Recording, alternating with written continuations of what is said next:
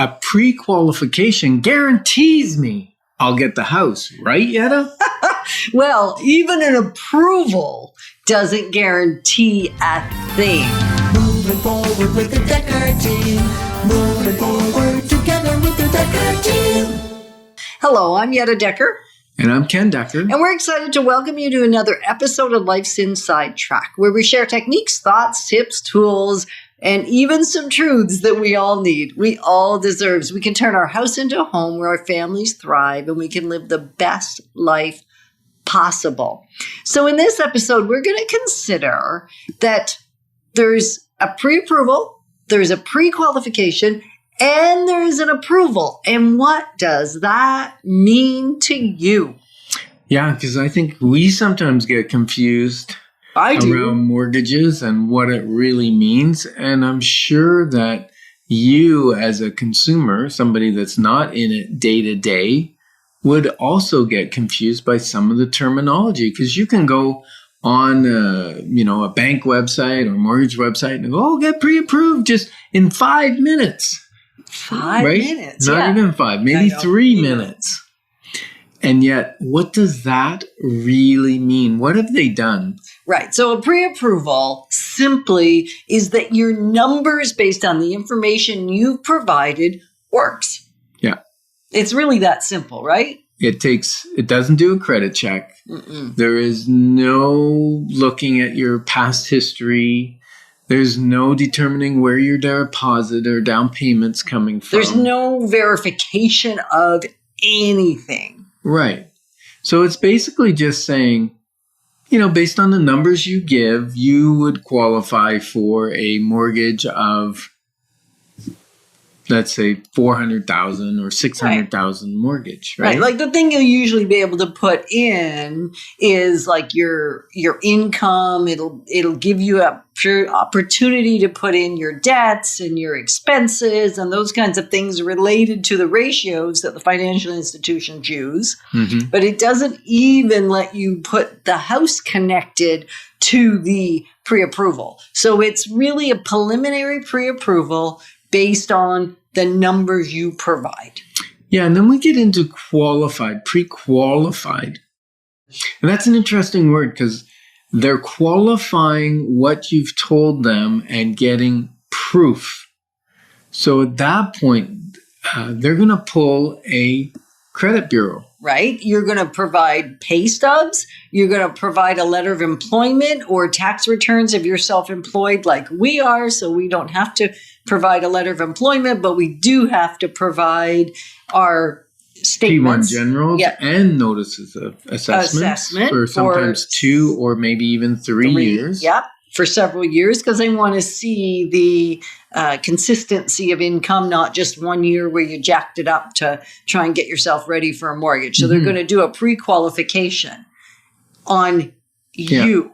And now as the market's tightening, prices have settled back down to approximately last year's pricing. About a year ago, yeah. And mortgages, the lenders are getting a little tighter. The appraisals are getting tighter. And we're seeing some, I was going to say many, but not a lot. But we're seeing some where the buyer is unable to close at closing date. Right, but we're still talking pre-qualification here. I know. So at pre-qualification, I guess that's what you're saying. So going in unconditional in this market is getting riskier. Very risky. And even sometimes the good news is because there's more properties for sale, there's less buyers bidding on some properties. Some you're able to put finance conditions in. So you have some time, but it's still great to have your pre-qualification done because your mortgage lender, your mortgage broker or the bank or wherever you choose to use has all your documents in place. They're not chasing you for stuff. So it's a lot quicker because now the lender just says, okay, I need to approve with that particular house. Right. So because it slows down the process when you haven't done your pre-qualification. So a pre-approval is a great first step to be able to just get your search set up, get a custom search. And if you don't have a custom search and you're in this process, you can ask us for one and we will provide one specific to you in the neighborhood. So the great news is if there's a street inside the area that you like or 4 streets that you don't actually want to live in those streets, we can take them out of your block, which is kind of cool. We can refine it so that you're not missing anything you would be willing to accept, but we can certainly refine it, especially geographically and a lot of other aspects. But we'll set up a custom search for you so that you can be watching the market. At that point, a pre-approval may be fine if you're 6 months out, a year out, as long as you know you're not going to make a decision to buy a house. And that's the difficult part because sometimes you start getting some on that search and then suddenly there's a property you go, oh, this is my dream house. I want this one. And then you're not prepared. Right. So it's always better to start that process of the pre-qualification and get going. The other thing it does is many lenders will lock in your rate with a pre-qualification. Now, some of them are shorter lock-ins now with interest rates climbing almost every 6 to 12 weeks. We're seeing an interest climb. Yeah. So it's a great idea to lock in your rate for as long as the particular lender will allow. Right. And then you can re-lock in the rate just before you know they're going up again too. Right? Yes. So you can kind of do it right away and then keep moving it. Now, obviously you get the rate that's there, but usually we have an indication the rates are about to go up. So you can re-lock in at the lowest rate possible at that point and give yourself another generally 90 or 120 days. Sometimes there's different options with different lenders. The Bank of Canada has been very clear on what their monetary policy is going to be on interest rates. And they also preset when they are going to make an announcement. Yeah.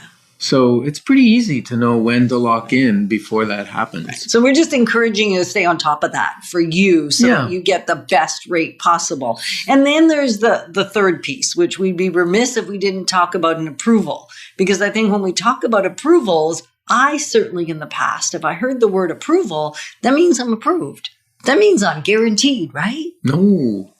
And there's even with approvals, there are conditions that quite often need to be met before closing, something that needs to be done by you or done, whatever. It might be conditional on a water potability if it's a country property, or it might be a conditional on the appraisal. Lots of different things. And one of the recommendations I have is to seek a great mortgage broker. And we have several that are top in their field, really, really expert. And if you're thinking, hey, it's time for me to make a move, get a new mortgage, refinance, or even it's the first time I'm going to buy a property, you want to reach out to us so that we can refer you to the best mortgage broker for you. And that number to reach us at is 613-860-4663.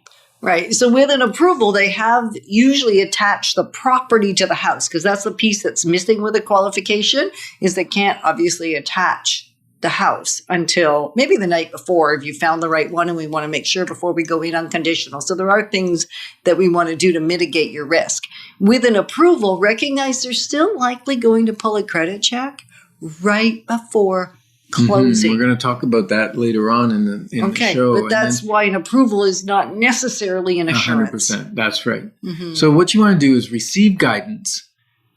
And how do you do that? You ask, you listen, you consider, and you discern.